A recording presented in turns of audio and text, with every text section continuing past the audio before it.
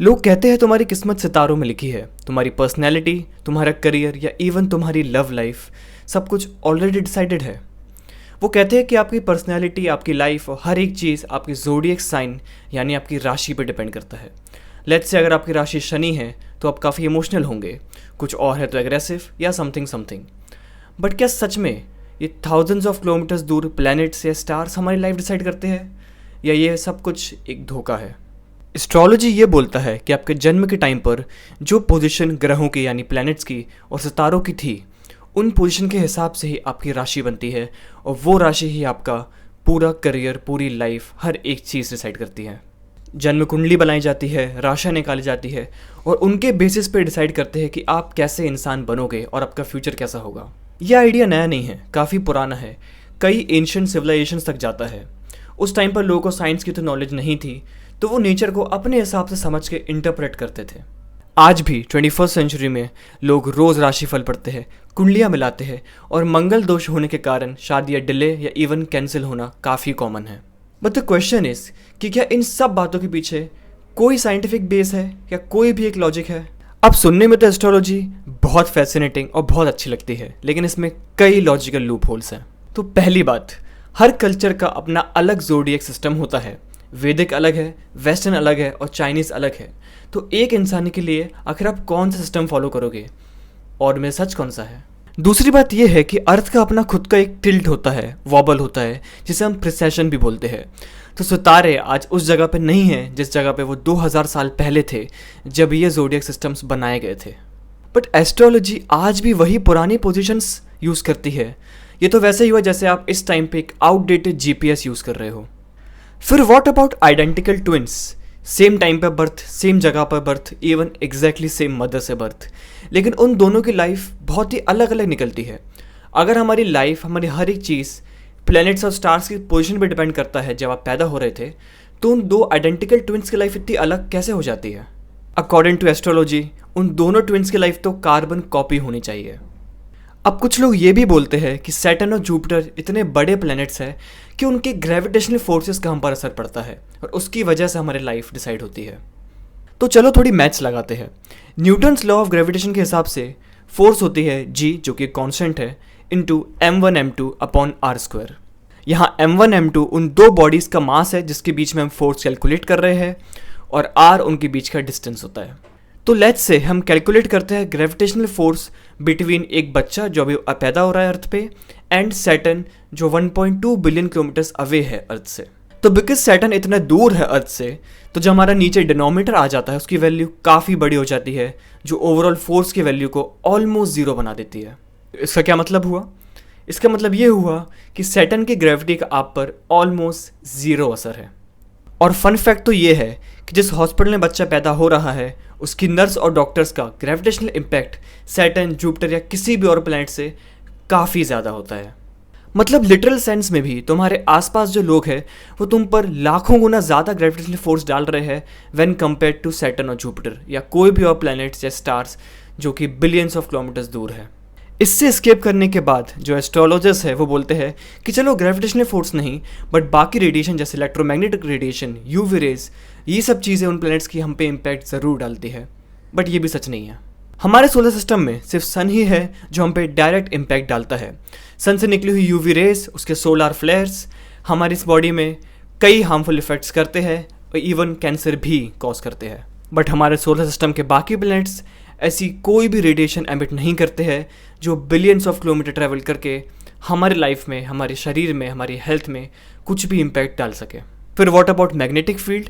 Well, किसी भी planet के मैग्नेटिक फील्ड की हम रेंज से काफ़ी ज़्यादा दूर है, जैसे सैटर्न या जुपिटर, इन सब की मैग्नेटिक फील्ड्स है, लेकिन बिकॉज हमारे बीच में डिस्टेंस इतना ज़्यादा है कि वो हमारे काफ़ी दूर है, हम उनकी रेंज से काफ़ी दूर है। तो बेसिकली ये बात तो साबित है कि कोई भी प्लैनेट हमारे मूड, हमारी लाइफ, हमारी हेल्थ, हमारे करियर, इस पे कोई भी इम्पैक्ट नहीं डालता। तो किसी भी प्लैनेट का या किसी भी स्टार का एक्सेप्ट सन हम पे रियल वर्ल्ड इफेक्ट होता है ज़ीरो। तो आखिर लोग क्यों एस्ट्रोलॉजी को अभी भी मानते हैं?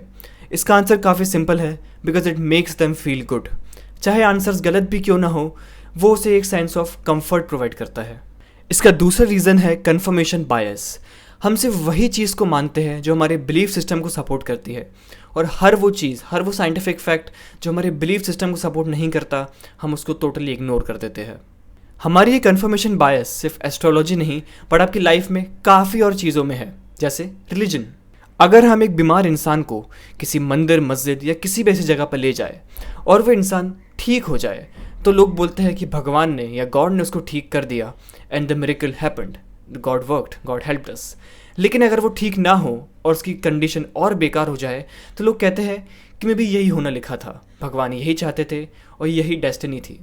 ये एक ऐसा आर्ग्यूमेंट है जो हर एक कंडीशन में अपने हिसाब से मोल्ड हो जाता है, चेंज हो जाता है। हर आउटकम का इंटरप्रिटेशन ऐसा होता है जिससे कि आपका एग्जिस्टिंग बिलीफ सिस्टम सर्वाइव कर जाए।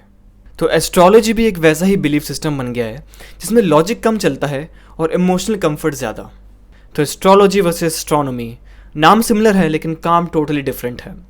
एस्ट्रोलॉजी जो सिर्फ एक बिलीफ सिस्टम है, वो टोटली डिफरेंट है एस्ट्रोनॉमी से, जो कि प्योर साइंस है।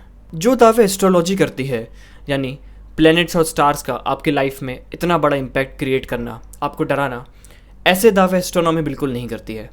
एस्ट्रोनॉमी सिर्फ स्टडी करती है उन प्लैनेट्स को, उन स्टार्स को, और आपको साइंटिफिक फैक्ट्स बताती है। एस्ट्रोलॉजी आपको बताती है कि सैटर्न का आपके मूड पे क्या इम्पैक्ट पड़ेगा, वहीं एस्ट्रोनॉमी बताती है कि सैटर्न के कितने रिंग्स हैं, सैटर्न के रिंग्स कैसे बने हैं, सैटर्न के मून कितने हैं, सैटर्न की ग्रेविटी कैसी है और सैटर्न का एटमॉस्फेयर कैसा है।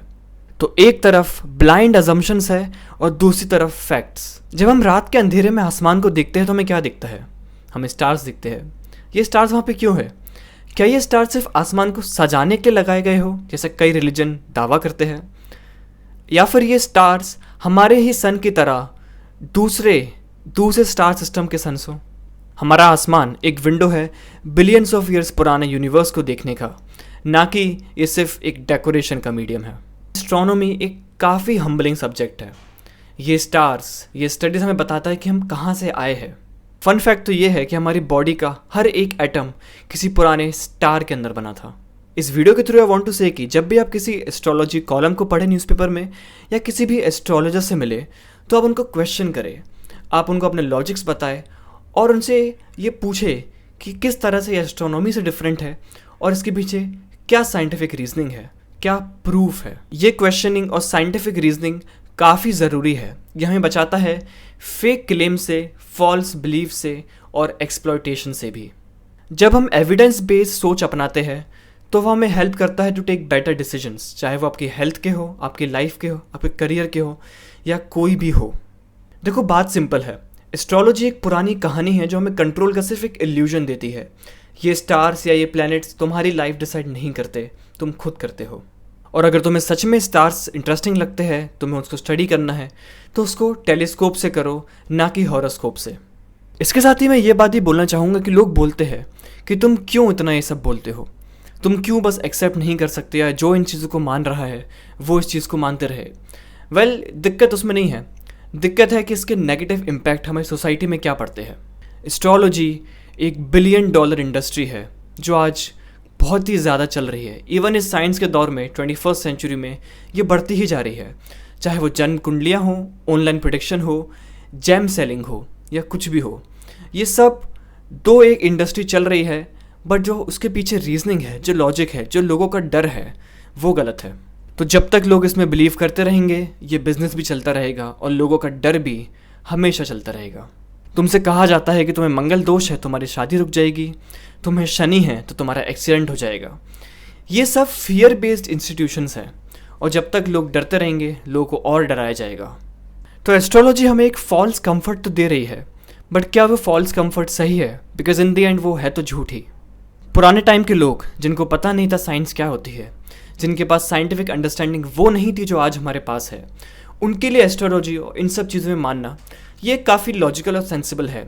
बट आज सब कुछ पता होते हुए भी आज हमारे पास हर चीज़ की नॉलेज है। हमें पता है हमारी अर्थ गोल है, हमें पता है एटम्स क्या होते हैं, हमें पता है DNA क्या होता है। लेकिन instead of taking our time to study these things, to analyse these things, हम आज भी वही पुरानी सोच रखे बैठे हैं। तो क्या इस सोच को रख के हम कभी भी प्रोग्रेस कर पाएंगे? क्या हम कभी भी compete कर पाएंगे नए उन देशों से जो आज हमसे बहुत आगे निकल चुके हैं? साइंस और क्रिटिकल थिंकिंग सिर्फ लैब में नहीं, हमारे लाइफ के हर एक एस्पेक्ट में काम आती है। चाहे आपका करियर हो, चाहे आपकी हेल्थ हो, या कोई भी डिसीजन हो। आज हम चारों तरफ साइंस और साइंटिफिक टूल से घिरे हुए हैं, लेकिन सोच अब भी पुरानी है।